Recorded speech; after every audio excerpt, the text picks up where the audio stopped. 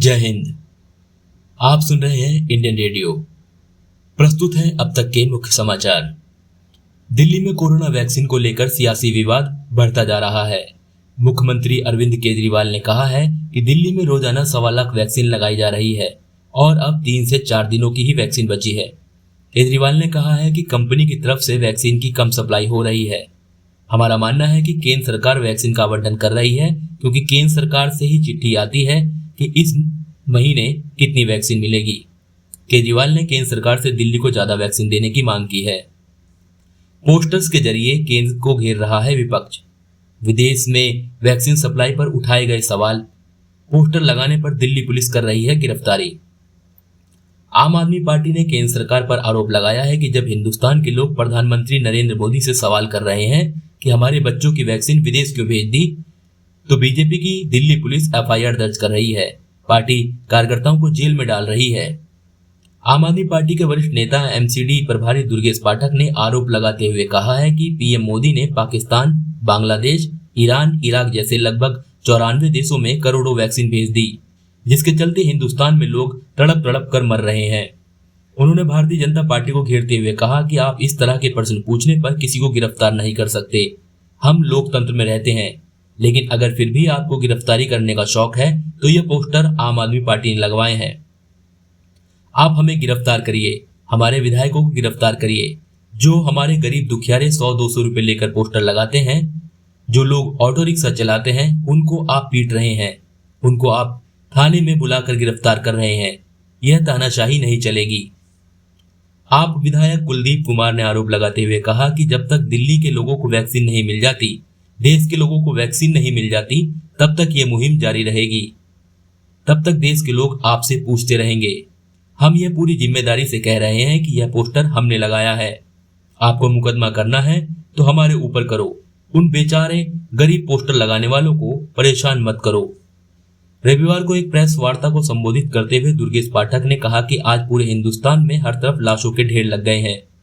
आज हर उम्र के लोग कोरोना की चपेट में आकर अपनी जान गंवा रहे हैं। किसी को अस्पताल नहीं मिल रहा, कोई ऑक्सीजन की कमी से मर रहा है, किसी को आईसीयू नहीं मिल रहा, तो किसी की सड़क पर जा रही है। साथ ही कई लोगों को एम्बुलेंस ना मिलने की वजह से भी दम तोड़ना पड़ा है। हर तरफ लाशें ही लाशें दिख रही हैं। इतना बुरा हाल हो गया है कि शवदाह गृहों और कब्रिस्तानों में जगह नहीं है। आज नदियों में हजारों लाशें तैर रही हैं। इतना बुरा हाल हिंदुस्तान का कभी नहीं हुआ था। कोरोना की दूसरी लहर देश में आफत बनकर आई है, लेकिन बीते कुछ दिनों से संक्रमण के मामलों में कमी देखी जा रही है। राजधानी दिल्ली में पहले से हालात थोड़ा थोड़ा सुधरे हैं, लेकिन मौत के आंकड़े अभी भी परेशान करने वाले हैं। दिल्ली के हालात पर मंगलवार को सीएम अरविंद केजरीवाल ने प्रेस कॉन्फ्रेंस की। उन्होंने कहा कि इस संकट के वक्त में दिल्ली सरकार 4 बड़े कदम उठाने जा रही है। सीएम अरविंद केजरीवाल ने कहा कि पिछले 4 से 5 दिन के अंदर मैंने और मेरे मंत्रियों ने बैठकर इस पर काफी विचार मंथन किया है। हमने यह देखने की कोशिश की कि लोग कहां कहां मुसीबत में हैं और कहां कहां से पैसा बचा सकते हैं। सभी जगहों से पैसा निकालकर यह योजना जनता के लिए बनाई गई है। केजरीवाल ने कहा है कि दिल्ली में 72 लाख राशन कार्ड धारकों को इस महीने से राशन मुफ्त में दिया जाएगा। उनसे पैसे नहीं लिए जाएंगे।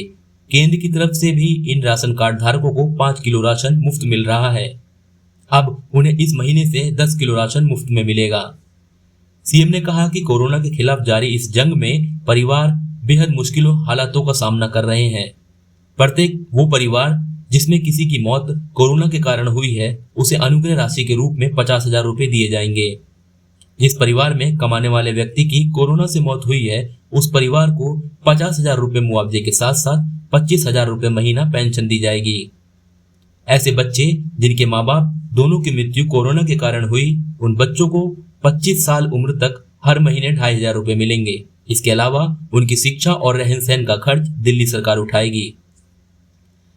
केजरीवाल सरकार पर हमलावर होगी बीजेपी। गृह मंत्री अमित शाह के घर पर बनाई गई रणनीति। सोमवार से हफ्ते में 3 बार होगी प्रेस कॉन्फ्रेंस। दिल्ली बीजेपी प्रदेश में कोरोना संक्रमण के बढ़ते मामलों को लेकर मुख्यमंत्री अरविंद केजरीवाल को घेरने की तैयारी में है। शुक्रवार को इसी मुद्दे को लेकर गृह मंत्री अमित शाह के साथ बैठक हुई। बैठक में केजरीवाल सरकार की कोरोना से निपटने की असफलता और इससे होने वाली मौतों को रोकने में नाकामी पर एक रणनीति बनाई गई है। इस बैठक में दिल्ली से भाजपा के 7 सांसद, दिल्ली विधानसभा में नेता प्रतिपक्ष रामवीर सिंह विधुड़ी, दिल्ली भाजपा के अध्यक्ष आदेश गुप्ता और भाजपा प्रभारी बैजयंत पांडा मौजूद थे। बैठक में रणनीति बनी कि दिल्ली में ऑक्सीजन की कमी से हुई मौतें, अस्पतालों में वेंटिलेटर की कमी, हॉस्पिटल में आईसीयू बेड की कमी, अस्पतालों के बाहर दम तोड़ते मरीज, वैक्सीन की कमी और धूल गंदगी फांकते मोहल्ला क्लिनिक समेत तमाम गलतियों और नाकामियों पर बीजेपी केजरीवाल सरकार को घेरने की कोशिश करेगी। साथ ही इन सभी संबंधों में एक कोरोना चार्जशीट जनता के सामने रखेगी। ऐसी 10 से 15 प्रेस कॉन्फ्रेंस करने की रणनीति बनाई गई है। ये प्रेस कॉन्फ्रेंस हफ्ते में 3 दिन सोमवार, बुधवार और शुक्रवार को होगी। इस प्रेस कॉन्फ्रेंस में दिल्ली बीजेपी अध्यक्ष, दिल्ली विधानसभा में नेता प्रतिपक्ष रामवीर सिंह विधुड़ी के साथ साथ दिल्ली से 2 सांसद मीनाक्षी लेखी और रमेश विधुड़ी भी मौजूद रहेंगे। हर प्रेस कॉन्फ्रेंस में कोरोना से जुड़े अलग अलग मुद्दों पर केजरीवाल सरकार की मिसहैंडलिंग पर 5 सवाल पूछे जाएंगे। सोमवार को इसकी शुरुआत 12 बजे दिल्ली बीजेपी कार्यालय से एक प्रेस कॉन्फ्रेंस के माध्यम से होगी। दिल्ली हाईकोर्ट में याचिका दाखिल, मारे गए लोगों के परिवार को मुआवजे की मांग। दिल्ली हाईकोर्ट ने केंद्र और राज्य सरकार से पूछा है कि जिन कोरोना मरीजों की जान ऑक्सीजन की कमी से गई है, उनके परिवार को मुआवजा देने के लिए क्या पॉलिसी बनाई गई है। हाईकोर्ट ने इसके लिए सरकारों को कोई नोटिस तो जारी नहीं किया, लेकिन इतना कहा है कि सरकारों को इस पर विचार करना चाहिए। दरअसल हाईकोर्ट में एक जनहित याचिका दाखिल हुई है। इसमें ऑक्सीजन की कमी से मरने वाले कोरोना मरीजों के परिवार को मुआवजा देने की मांग की गई है। इसी याचिका पर सुनवाई करते हुए हाईकोर्ट ने केंद्र और राज्य सरकार से पूछा है कि क्या मुआवजा देने के लिए कोई पॉलिसी बनाई जा सकती है। याचिका में मांग की गई है कि अस्पतालों या फिर होम आइसोलेशन के दौरान जिन कोरोना संक्रमित मरीजों की मौत ऑक्सीजन ना मिलने के कारण हुई, सरकार की तरफ से उन लोगों के परिवार को मुआवजा मिलना चाहिए। अप्रैल और मई के दौरान दिल्ली में ऑक्सीजन की बेहद किल्लत थी। हालात इतने बुरे थे कि खुद अस्पतालों को कोर्ट में अर्जेंट पिटीशन लगाकर ऑक्सीजन दिलाने की मांग की जाती थी। कई अस्पतालों ने कोर्ट को बताया कि ऑक्सीजन खत्म होने से उनके यहाँ कोरोना के कई मरीजों की मौत हो गई। पिछले दिनों में ऑक्सीजन की इतनी कमी थी कि ऑक्सीजन की कालाबाजारी के मामले भी बड़ी संख्या में सामने आए थे, जिसमें कई लोगों को गिरफ्तार किया गया। इतना ही नहीं, ऑक्सीजन कंसंट्रेटर तक की कालाबाजारी के मामले सामने आए, जिसमें हाल ही में एक अपराधी नवनीत कालरा को भी दिल्ली पुलिस ने गिरफ्तार किया है। ऑक्सीजन की कमी से अभी तक दिल्ली में कुल कितने लोगों की मौत हुई है, इसको लेकर सरकार की तरफ से कोई आंकड़े जारी नहीं किए गए हैं। ऐसे में सरकार उन परिवारों को मुआवजा देने में कितनी रुचि रखती है, ये तो सरकार के प्रेजेंटेशन के बाद ही साफ होगा।